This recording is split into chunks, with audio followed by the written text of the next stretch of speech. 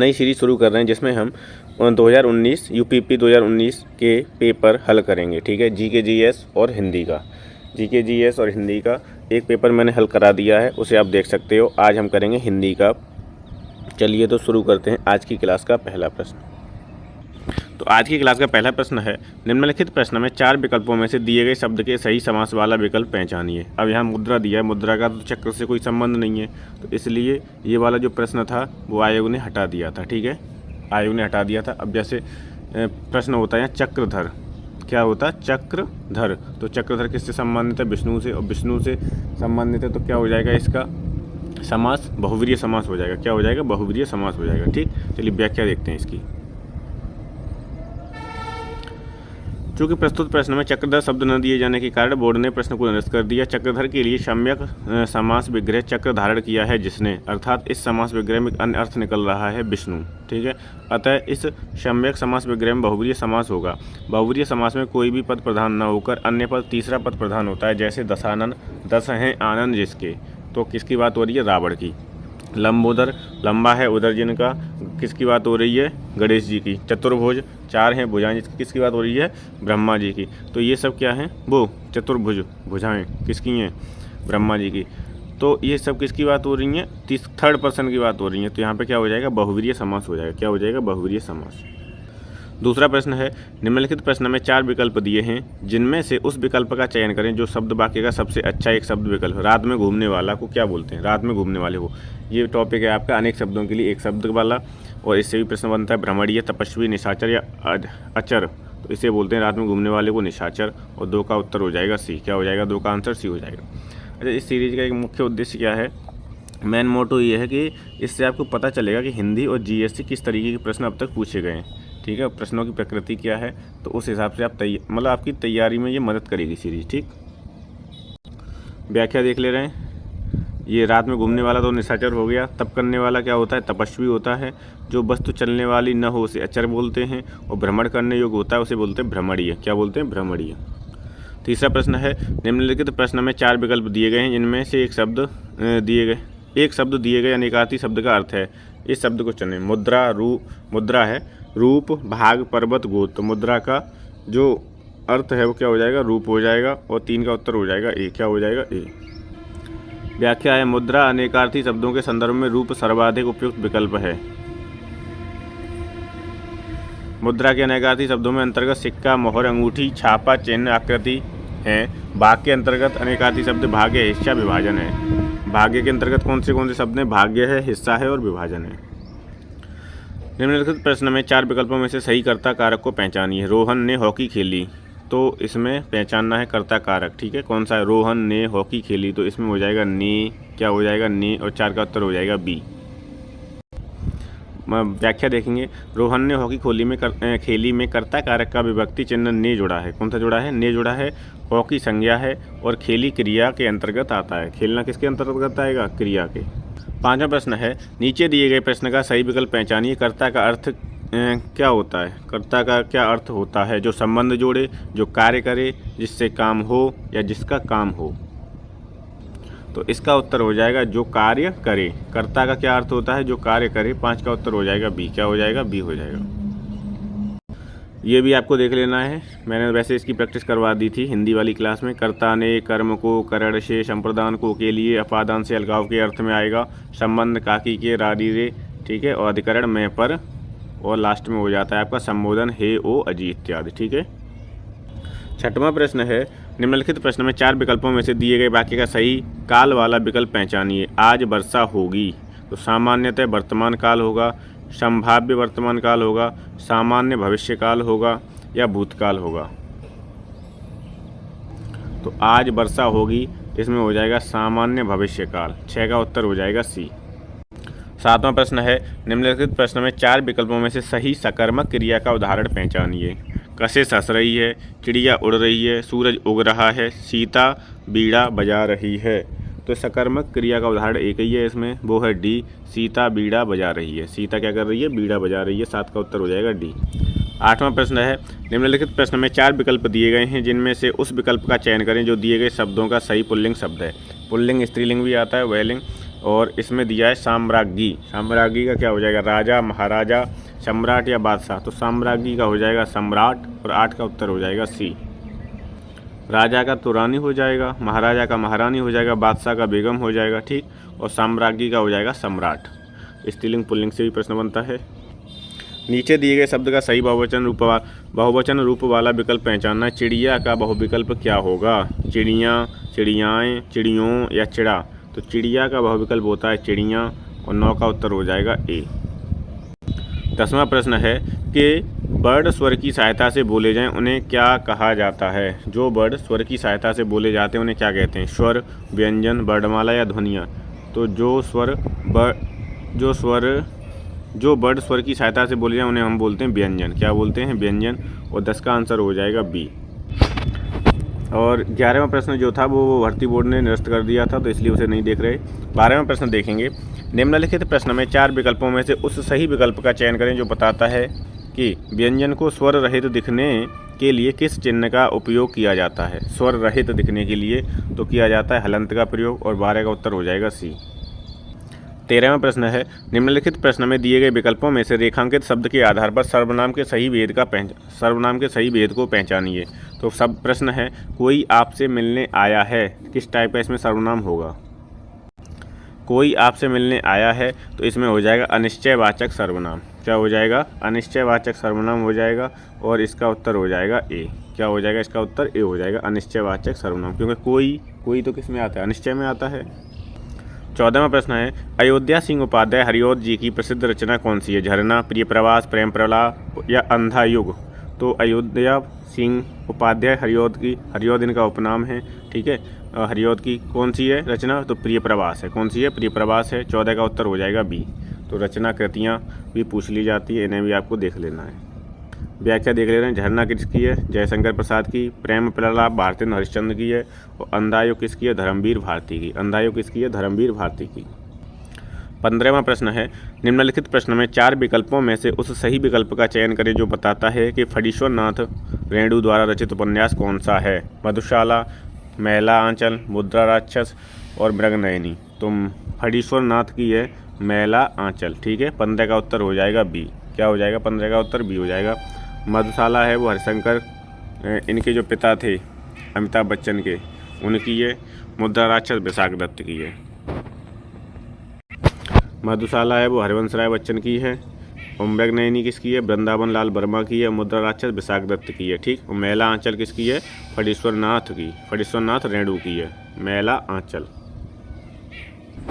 16वां प्रश्न है। निम्नलिखित प्रश्न में 4 विकल्पों में से उस सही विकल्प का चयन करें जो बताता है कि इनमें से कौन सी मीराबाई द्वारा रचित रचना नहीं है। राग गोविंद, गीत गोविंद, राग सोरठा के पद, वैदेही बनवास। तो इसका उत्तर हो जाएगा वैदेही बनवास सही उत्तर है। लेकिन गीत गोविंद भी किसकी है? जयदेव की है। तो 2 विकल्प इसमें मिल रहे थे। इनकी रचना किसने नहीं की? मीराबाई ने, ठीक। तो इसलिए ये भी आयोग ने बाहर कर दिया, निरस्त कर दिया ये भी प्रश्न, ठीक। तो इसका उत्तर बी और डी दोनों हो जाएगा, क्योंकि गीत गोविंद किसकी है? जयदेव की।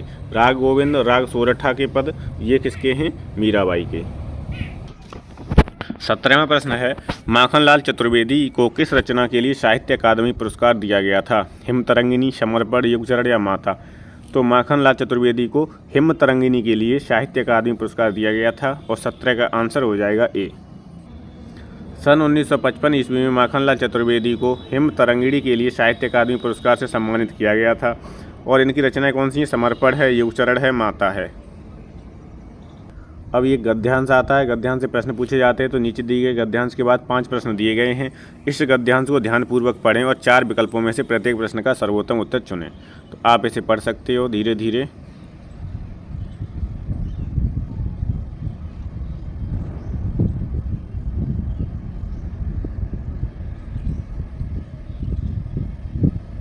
अब मैं इसका प्रश्न कराऊंगा पहला, ठीक।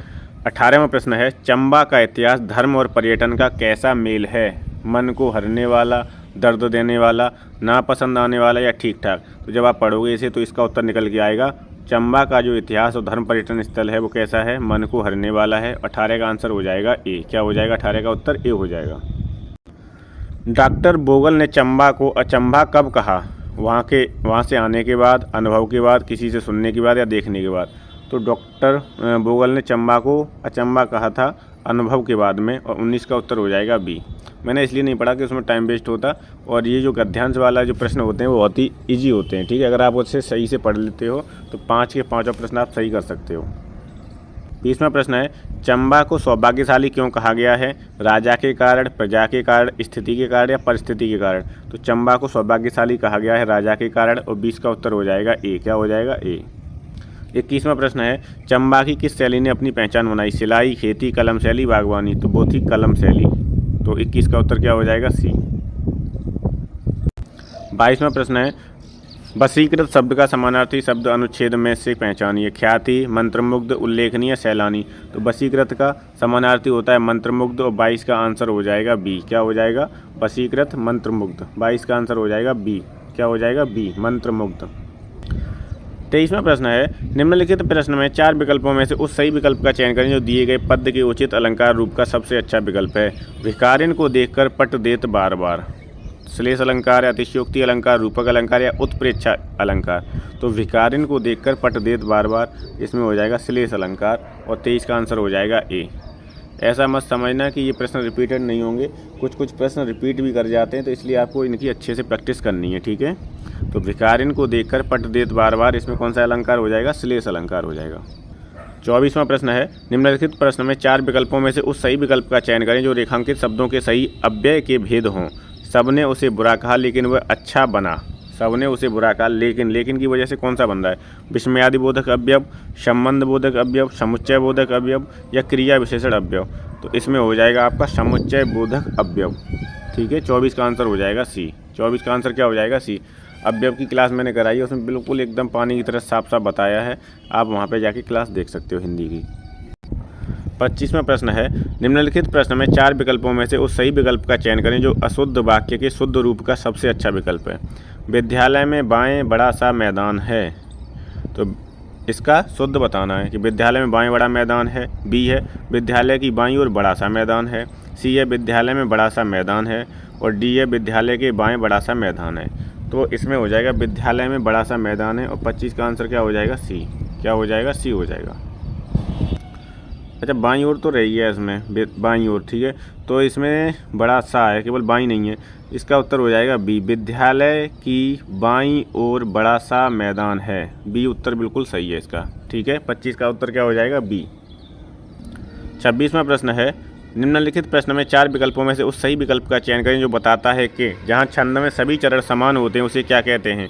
विषम मात्रिक छंद, अर्धमात्रिक छंद, सममात्रिक छंद या मात्रिक छंद? उसे बोलते हैं सममात्रिक छंद। जहाँ छंद में सभी चरण क्या होते हैं? समान होते हैं, उसे बोलते हैं सममात्रिक छंद, और 26 का आंसर हो जाएगा सी। 27वां प्रश्न है, निम्नलिखित प्रश्न में 4 विकल्पों में से उस सही विकल्प का चयन करें जो दिए गए मुहावरे का सही अर्थ वाला है। घाट घाट का पानी पीना, इसका क्या मतलब होगा? प्यास बुझाना, खुशी मनाना, लज्जित होना या बहुत अनुभवी होना? तो घाट घाट का पानी पीना मतलब बहुत अनुभवी होना, और 27 का आंसर हो जाएगा डी। तो एक मुहावरे से भी प्रश्न बनता है, एक पर्यायवाची से, एक विलोम शब्द से, एक अनेक शब्दों के लिए एक शब्द से। 28वां प्रश्न है, निम्नलिखित प्रश्न में 4 विकल्पों में से उस सही विकल्प का चयन करें जो बताता है कि जहाँ किसी हानि के कारण शोक भाव उपस्थित होता है वहाँ किस भाव की उपस्थिति रहती है? हास्य की, वीर की, वात्सल्य की या करुण की? तो वहाँ होती है करुण की, और 28 का उत्तर हो जाएगा डी। क्या हो जाएगा? 28 का आंसर डी हो जाएगा। 29वां प्रश्न है, निम्नलिखित प्रश्न में 4 विकल्पों में से उस सही विकल्प का चयन करें जो निर्देशानुसार वाक्य परिवर्तन वाला सही विकल्प है। राधा स्कूटी चला रही है, भाववाच्य। राधा से स्कूटी चलाई जाती है, राधा से स्कूटी चलती है, राधा स्कूटी चलाई, स्कूटी राधा चलाई। तो 29 का जो आंसर है वो हो जाएगा ए, राधा से स्कूटी चलाई जाती है, ठीक है। वाक्य परिवर्तन वाला सही विकल्प कौन सा बनेगा? राधा से स्कूटी चलाई जाती है।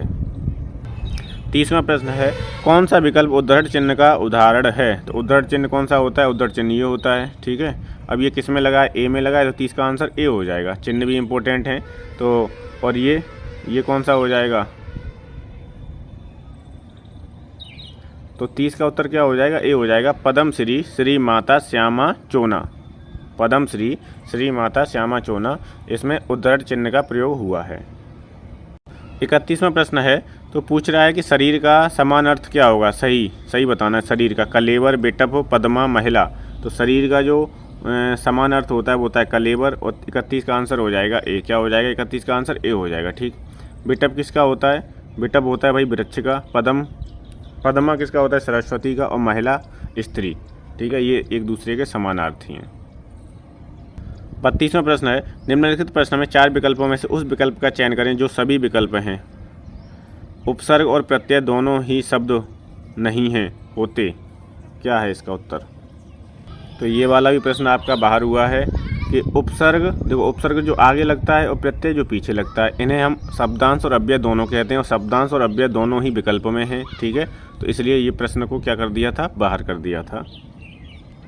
33वां प्रश्न है, निम्नलिखित प्रश्न में 4 विकल्पों में से उस विकल्प का चयन करें जो प्रत्यय से नहीं बना है। शिष्या, शेरनी, दयामय या परिचय।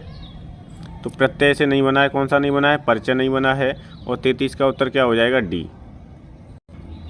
अब देखना चाहो तो आप देखो, शिष्या, शेरनी, दयामय में क्रमशः शिष्या में आ प्रत्यय है, शेरनी में नी प्रत्यय है, और दयामय में मय प्रत्यय है। ठीक है, और परिचय जो है वो बिना प्रत्यय का शब्द है। 34 है, निम्नलिखित प्रश्न में 4 विकल्प दिए गए हैं और इसमें मच्छिका का तद्भव बताना है। मच्छिका का तद्भव क्या होगा? मोर, भंवरा, मेंढक या मक्खी। तो मक्खी का तत्सम होता है मच्छिका। ठीक है, और मच्छिका का तद्भव क्या होगा? मक्खी। मच्छिका का तद्भव क्या हो जाएगा? मक्खी। तो एक प्रश्न तद्भव तत्सम से भी पूछा जाता है, और 34 का आंसर हो जाएगा डी। क्या हो जाएगा? डी। अब देखो, मोर का होता है मयूर तत्सम, भंवरा का भ्रमर होता है, मेंढक का मंडूक होता है। ये आपको याद रखने, तत्सम तद्भव भी आपको अच्छे से देखने हैं। 35 है, निम्नलिखित प्रश्न में 4 विकल्पों में से दिए गए शब्द के विपरीत अर्थ वाला बताना है। मतलब सन्यासी का विपरीतार्थक या विलोम बताना है। सन्यासी का क्या होता है? गृहस्थ, बैरागी, शिष्ट या सुलभ। तो सन्यासी का विलोम होता है गृहस्थ, और 35 का आंसर हो जाएगा ए। क्या हो जाएगा? ए हो जाएगा। 36 है, संधि विच्छेद बताना है। नारी इच्छा का संधि विच्छेद क्या होगा? संधि विच्छेद की भी मैंने वीडियो बनाई है, और प्रीवियस ईयर में जो भी प्रश्न संधि विच्छेद से पूछे गए उनका हल कराया था मैंने। आप हिंदी वाली प्लेलिस्ट एक बार प्लीज़ देख लीजिए। ठीक है, जो जो टॉपिक आपको अच्छे लगे उन्हें। नारी इच्छा का विलोम क्या, वो नारी इच्छा का संधि विच्छेद क्या होगा? नारी धन इच्छा प्लस बी है नारी नर प्लस इच्छा, सी है नारी प्लस इच्छा, और डी है नारी प्लस इच्छा। तो नारी इच्छा का जो संधि विच्छेद होगा नारी प्लस इच्छा हो जाएगा, और 36 का आंसर हो जाएगा ए। 37 है कि निम्नलिखित प्रश्न में 4 विकल्प दिए गए हैं जिनमें से उस विकल्प का चयन करें जो शब्द का सबसे अच्छा विकल्प है। नियत का क्या हो जाएगा? नियत। निश्चित, इच्छा, तरफ या गरीब। तो नियत का अच्छा विकल्प क्या है? निश्चित है। नियत का शब्द समानार्थी बोल सकते हैं, नियत का मतलब निश्चित। तो 37 का क्या हो जाएगा? ए। और ये आपका उत्तर प्रदेश पुलिस कांस्टेबल भर्ती परीक्षा 2019 का 28 को जो पेपर हुआ था शिफ्ट 1 का, वो हो गया है। ठीक है, अगली क्लास में हम क्या करेंगे? शिफ्ट 2 वाला पेपर करेंगे हल। शिफ्ट 2 का हल करेंगे। देखिए यहाँ पे डेट पड़ी हुई है, शिफ्ट 2 का हल करेंगे। ठीक है, तो आज की क्लास को यहीं समाप्त करते हैं। और अगर आपको ये सीरीज़ पसंद आ रही है तो प्लीज़ अपने फ्रेंड्स के साथ में शेयर करें, और वीडियो को लाइक कर लें, चैनल को सब्सक्राइब कर लें। Thank you so much.